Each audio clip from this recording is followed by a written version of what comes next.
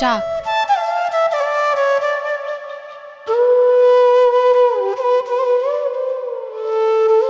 কোথায় গিয়েছিলেন আপনি কাউকে কিছু না বলে?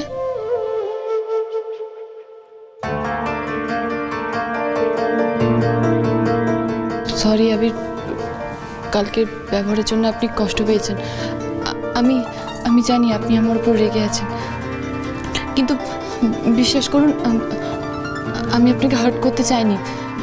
আসলে সেই মুহূর্তে আমি বলার মতো অবস্থায় ছিলাম না।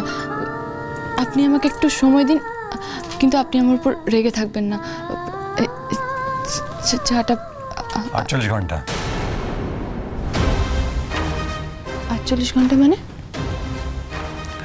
48 ঘন্টা তোমাকে দিলাম সত্যিটা বলার জন্য, আর তোমার মা বাবাকেও বলে দিয়েছি। কি?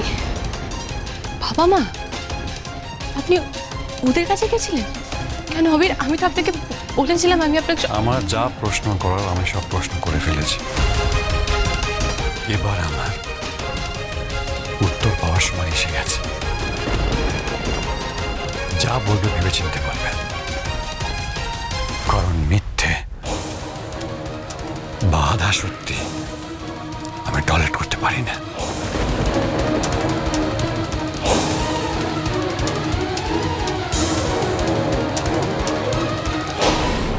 না না, এতে সন্দেহের কি আছে বলো তো? সকালবেলা ঘুম থেকে উঠে বিছনাপত্র গুছিয়ে টান টান করে রাখবে, এটাই তো স্বাভাবিক।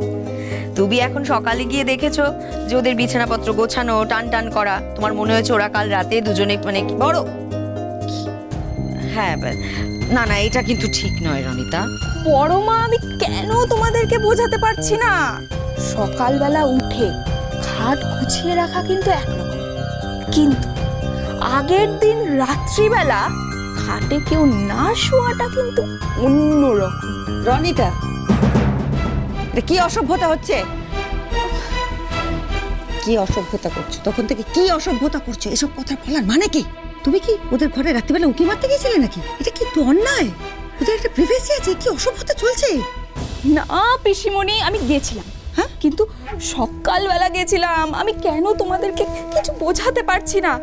গিয়ে তো দেখলাম যে খাটটা যেমনটা সাজানো ছিল না, পুরো তেমনটাই সাজানো রয়েছে। মানে ফুলগুলো 1-2 ইঞ্চিও এদিক ওদিক হয়নি। এটা কি করে সম্ভব পিসিমণি? আচ্ছা, তোমাদের আমার কথা বিশ্বাস হচ্ছে না তো?